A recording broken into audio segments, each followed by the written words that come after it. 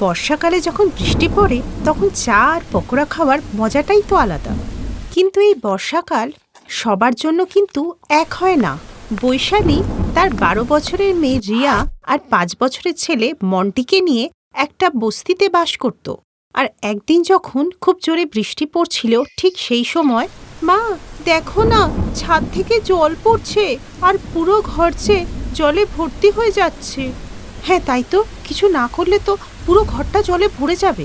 এরপরে বৈশালী ঘরের ছাদে অনেকগুলো পলিথিন আর বস্তা দিয়ে চাপা দিয়ে দিলে ঘরে জল আসা অনেকটা কমে যায়। এই দেখে মন্টি বলল, মা অনেক হয়েছে, এবার নিচে চলে আসো, আর অত জলও আসছে না। বৃষ্টি পড়ছে, তুমি এবার একটু আমাদের জন্য পাকোড়া করে দাও। বৃষ্টিতে পাকোড়া খাওয়ার মজাই আলাদা, তাই না দিদি? চুপ কর মন্টি, দেখতে পাচ্ছিস না মা কত পরিশ্রম করছে, আর মা তো পুরো ভিজে গেছে, আর তুই এই সময় পকোড়া খাবি?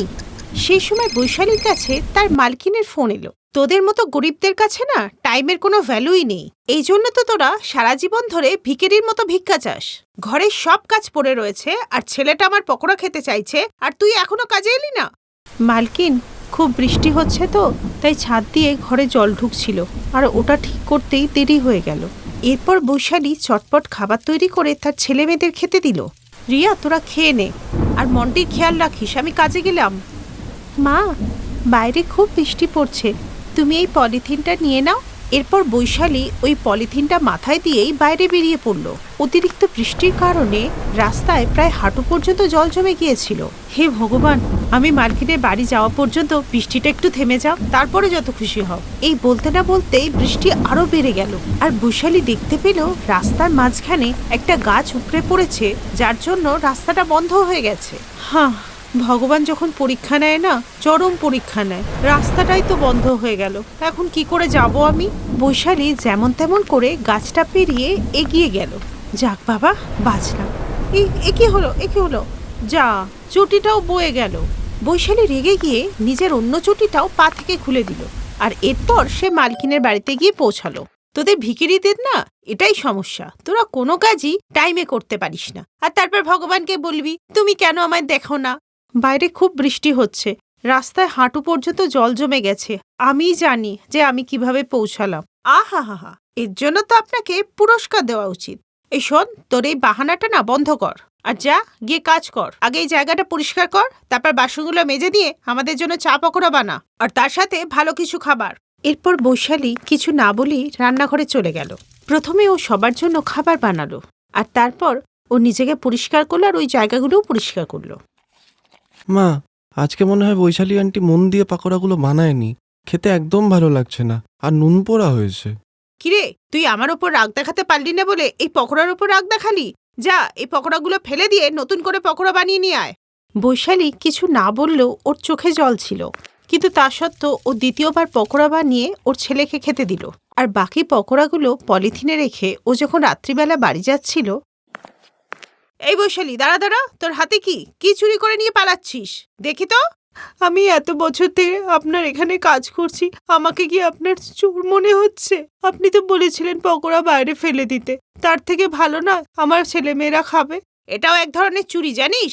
প্রত্যেক মাসে মাইনে পাস তো, ওই টাকা দিয়ে নিজের বাচ্চাকে পকোড়া খাওয়া। এইসব দেখে ওর স্বামী সামনে এগিয়ে এসে বলল, আরে তা নিয়ে যেতে দাও না, যখন বাইরেই ফেলে দেবে তা ও বেচারি নিজের বাচ্চাদের খাইয়ে দেবে, কি আছে? ওদের স্বামী স্ত্রীকে এইভাবে ঝগড়া করতে দেখে বৈশালী ওই পকোড়াগুলো বাইরে কুকুরকে দিয়ে দিল, আর নিজে বাড়ির দিকে রওনা হলো। বৃষ্টি থামার নামই নিচ্ছিল না। রাস্তা জলে ভর্তি ছিল বলে সে দেখতে পায়নি যে সামনে একটা ম্যানহোল খোলা ছিল, কিন্তু রাস্তার জলের জন্য সে সেটা দেখতে পেল না, আর ম্যানহোলে পড়ে গেল। বাঁচাও, বাঁচাও, কেউ তো বাঁচাও আমাকে, আমাকে ছাড়া আমার ছেলে মেয়েদের কি হবে, বাঁচাও। কিন্তু প্রচণ্ড বৃষ্টিতে কেউ এলো না ওকে বাঁচাতে, আর ওই ম্যানহলে পড়ে গিয়েই মারা গেল। অপরদিকে ওর ছেলেমেয়েরা ওর ফেরার অপেক্ষা করছিল। দিদি, 12টা বেজে গেল, এখনো মা বাড়ি আসলো না। ভাই তুই চিন্তা করিস না, ঘুমিয়ে পড়। দেখছিস না কি জোরে বৃষ্টি হচ্ছে। মা হয়তো মালকিনের বাড়িতেই থেকে গেছে, আমাদের কাছে তো ফোন নেই যে খবর নেব। সারা রাত কেটে গেল, বৈশালী বাড়িতে ফিরল না। সকালে মিউনিসিপ্যালিটির লোকেরা দেখলো যে ম্যানহলে একটি লাশ পড়ে আছে, আর যেটি ছিল বৈশালীর। এরপর পুলিশ খোঁজ খবর নিয়ে বৈশালীর লাশ নিয়ে মালকিনের বাড়িতে গিয়ে উঠল। আপনারা এই লাশটাকে চেনেন? আশেপাশের লোকদের থেকে জানতে পারলাম ইনি আপনাদের এখানেই কাজ করতেন। ওর বাড়ির অ্যাড্রেসটা বলে দিন, আমরা ওর বাড়িতে লাশটাকে পৌঁছে দিয়ে আসবো। বৈশালীর লাশ দেখে মালকিন আর তার স্বামী দুজনই অবাক হয়ে গেল। হ্যাঁ ইন্সপেক্টর বাবু, ও তো আমার এখানেই কাজ করত, ও আবার কি করে মরে গেল? কিভাবে মরল মানে? তোমাদের বড় লোকেদের কি আর গরিবদের উপর একটুও দয়া মায়া বলে কিছু হয় না? নিশ্চয়ই রাতে কাজ থেকে ফিরছিল, রাস্তায় তার উপর ম্যানহোল ছিল, একে তো জলে ভরা, দেখতে পাইনি, নিশ্চয়ই পড়ে গেছে, আর হয়তো ওখানে পড়েই মারা গেছে। এই লাশটা আমরা তো ম্যানহোল থেকেই বার করেছি।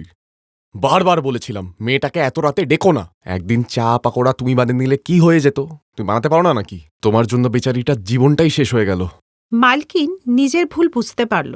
আরে আমি কি করে জানবো এরকমটা হবে? সবাই তো বৃষ্টির সময় কাজে যায়, তাই না? তো যতই বৃষ্টি হোক না কেন, মরার আগে কি জানি কত কিছুই না বলে দিলাম ওকে। এরপর মালকিন আর তার স্বামী ওর ডেড বডি নিয়ে ওর বাড়িতে পৌঁছে যায়, যেখানে ওর ছেলেমেয়েরা ওকে দেখে খুব কান্নাকাটি করতে থাকে, কারণ ওদের যে পৃথিবীতে আর কেউ ছিল না। মা, আমি তোমাকে বারবার বলেছিলাম এই বৃষ্টিতে তুমি কাজে যেও না, কিন্তু তুমি আমার কথা শুনলে না। মা। ও মা, চোখ দুটো খোলো, দেখো না ছাদ থেকে আবার জল পড়ছে। এগুলো কে ঠিক করবে মা? ছেলেমেয়েদের এভাবে কাঁদতে দেখে মালিক আর মালকিনের চোখে জল এসে যায়। শোনা, তোমরা আর কেঁদো না, মা নেই তো কি হয়েছে, আজ থেকে তোমরা আমার কাছে থাকবে। আমার মায়ের মৃত্যুর জন্য আপনি দায়ী। আপনি যদি সেদিন জোর করে না ডাকতেন তাহলে আমার মা মারা যেত না। আপনি দায়ী। হ্যাঁ বাচ্চারা, তোমরা ঠিকই বলছো। সবাই টাকা দিক দিয়ে বড়লোক তো হয়েই যায়, কিন্তু মনের বড়লোক হতে অনেক সময় লাগে। কিন্তু এখন উনি ওনার ভুল বুঝতে পেরেছে। বাবা চলো, আমাদের সাথে চলো তোমরা।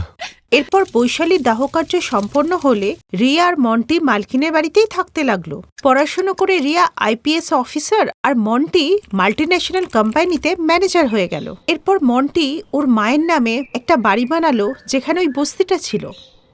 মা, আমি জানি তুমি যেখানেই আছো না কেন আমাকে দেখছো। দেখো, যেই বাড়ির ছাদ থেকে জল পড়তো, আমি সেই বাড়িটাকে সারা জীবনের মতো ঠিক করে নিলাম। এই বলতে গিয়ে মন্টি কেঁদে ফেলল। মা সবসময় আমাদের সাথে আছে রে ভাই।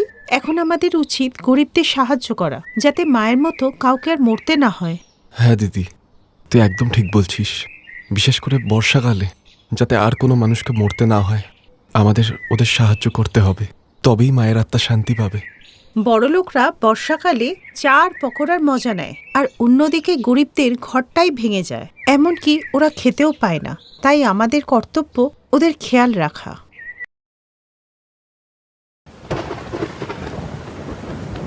কিছুদিন আগেই শকুন্তলা দেবী একসঙ্গে তার দুটি ছেলের বিয়ে দিয়েছেন। শকুন্তলা দেবীর বড় বৌমা আঁচল ফর্সা আর সুন্দর ছিল, আর অন্যদিকে তার ছোট বৌমা কাজলের গায়ের রং ছিল কালো। আঁচল প্রায় কাজলকে গায়ের কালো রঙের জন্য খারাপ কথা শোনাতো। ওই কালু, দেখো আকাশে পুরো তোমার মতো মেঘ জমে আছে, যাও এখন আমার জন্য গরম গরম পকোড়া ভেজে নিয়ে আসো। কিন্তু দিদির ঘরে তো বেসন নেই। তখন শকুন্তলা সেখানে এসে বলে, বেসন না থাকলে বাজার থেকে নিয়ে এসো। মা, বাইরে তো বৃষ্টি পড়ছে। হ্যাঁ তো কি হয়েছে, তুমি ডুবে মরে যাবে নাকি? আর মরে গেলেও আমাদের তেমন কোনো সমস্যা নেই। জানি আমি, তোমার থেকে এটাই আশা করা যায়। এরপর কাজল বৃষ্টির মধ্যেই বেসন কিনতে বেরিয়ে পড়ে, আর রাস্তায় যাওয়ার সময় একটি ট্রাক কাজলের গায়ে নোংরা জল ছিটিয়ে বেরিয়ে যায়। আরে দেখে চলতে পারো না? এরপর বেচারি কাজল কাদা মাখা অবস্থাতেই বাড়ি পৌঁছায়, আর তাকে দেখে আঁচল বলে, ও মা গো, ভূত ভূত! দিদি, এটা আমি, কাজল। কালু, এ কি অবস্থা করেছো নিজের? সত্যি আজ তুমি আরো ভয়ঙ্কর লাগছো। কাজল দাঁড়িয়ে দাঁড়িয়ে যখন আঁচলকে দেখছিল, তখন শকুন্তলা বলল, আরে তুমি আমার চাঁদের মতো বৌমার দিকে অমন করে তাকাচ্ছ কেন? নজর লেগে যাবে তোর। যাও এখন গিয়ে স্নান করে এসো, বাজে গন্ধ আসছে।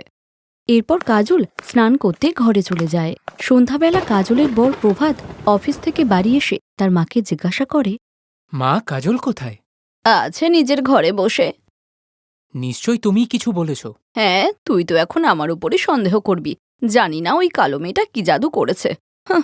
মা, তোমার এই সমস্ত ব্যবহারেই আমি অখুশি। আমি তোমার সাথে পরে কথা বলছি। কাজল তার ঘরে বসে কাঁদছিল, কিন্তু প্রভাত ঘরে আসতেই সে চোখের জল মুছে ফেলে। দাঁড়াও, আমি তোমার মুড এক্ষুনি ঠিক করে দিচ্ছি। এই নাও। এই হারটা তুমি আমার জন্য এনেছো? না, প্রতিবেশীর জন্য এনেছি। ভাবলাম তোমায় দেখাই। তুমিও না, সত্যি। এই বাড়িতে কাজল একমাত্র তার স্বামীর ভালোবাসাই পায়। গায়ে রং ফর্সা হওয়ার জন্য শকুন্তলা তার বড় বৌমাকে খুব ভালোবাসত, আর শ্যামলা হওয়ার জন্য সে কাজলকে সবসময় খারাপ কথাই শোনাত। এমনই একদিন, আহ আহ! কি হয়েছে বড় বৌমা? মা, রুটি বানাতে বানাতে হাতটা পুড়ে গেল। বৌমা, তুমি তো এমনিতেই এত আদুরে, কে বলেছে তোমাকে রুটি বানাতে? দাঁড়াও, কাজল, আরে ও কালো বৌমা। হ্যাঁ মা, বলুন। নির্লজ্জ বেহায়া মেয়ে, কোনো জ্ঞান বুদ্ধি নেই। বড় যা রান্নাঘরে রুটি করছে আর তুমি ঘরে বসে ঘুমাচ্ছ। বেচারির হাতটাই কেমন পুড়ে গেল। যাও রান্নাঘরে গিয়ে রুটি করো। কাজল রুটি করার জন্য রান্নাঘরে গেলে বাইরে তখন প্রচুর বৃষ্টি শুরু হয়। আরে ছাদে তো কাপড় রয়েছে, সব ভিজে গেল রে। বেচারি কাজল বৃষ্টির মধ্যে একাই সব জামাকাপড় তুলে আনে, যার কারণে সেও ভিজে যায়। আরে ওই কালো বৌমা, কোথায় ঘুরছো? এই নাও, আমার এই শাড়িটা ধুয়ে দাও। এইসবের মধ্যে কাজল ভিজে কাপড় চেঞ্জ করারও সময় পায় না, আর যার জন্য তার জ্বর আসে। ও, এবার বুঝেছি, ভালোই সুযোগ পেয়েছো আরাম করার। না মা, আমার সত্যিই খুব জ্বর এসেছে। আচ্ছা ঠিক আছে ঠিক আছে, তুমি ওষুধ খেয়ে আরাম করো। আজকের কাজ সব আঁচল বৌমা করে নেবে। আঁচল বৌমা করবে মানে? কি বলছেন আপনি? আমি কি একাই সব কাজের দায়িত্ব নিয়েছি নাকি? এ কি বলছো বৌমা? কাজলের মতো তো তুমিও এই বাড়ির বউ। এই বাড়ির সব দায়িত্ব তো তোমার উপরও আছে। মা, আমাকে বাড়ির দায়িত্বের জ্ঞান দেবেন না। আমি যেমন বৌমা, আপনিও তো তেমন এই বাড়ির প্রধান। তো এখন সব কাজের দায়িত্ব আপনার। আর এমনিতেও আমার বাবা কোটিপতি, তাই আমার কোনো প্রয়োজন নেই বাড়ির এইসব কাজ করার। আমার কাছে টাকার অভাব আছে নাকি? বিয়ের পরেই প্রথম বর্ষার মুহূর্তকে আমি ওয়েস্ট হতে দেব না। বাইরে এত সুন্দর রোম্যান্টিক ওয়েদার, আর আপনি বলছেন আমি রান্না করব? কখনো না। তাই জন্য আমি আরও চললাম 5 স্টার হোটেলে ডিনার করতে। আজ রাত্রে আমরা ওখানেই থাকবো, আপনি নিজেরটা বুঝে নিন। এরপর আঁচল সেখান থেকে চলে যায়। আর যখন শকুন্তলাকে নিজেই ঘরের সব কাজ একা করতে হচ্ছিল, তখন সে কাজলের মর্ম বুঝতে পারে। এরপর শকুন্তলা কাজলের কাছে গিয়ে ক্ষমা চেয়ে বলে, কাজল বৌমা, আমাকে ক্ষমা করে দাও। তোমার গায়ের রঙের জন্য তোমাকে অনেক খারাপ কথা শুনিয়েছি। আমি শুধু তোমার গায়ের রঙে দেখেছি, তোমার গুণ দেখিনি। কিন্তু আজ আমি তোমার মর্ম বুঝতে পেরেছি, আর নিজের ভুলটাও। আমাকে ক্ষমা করো বৌমা।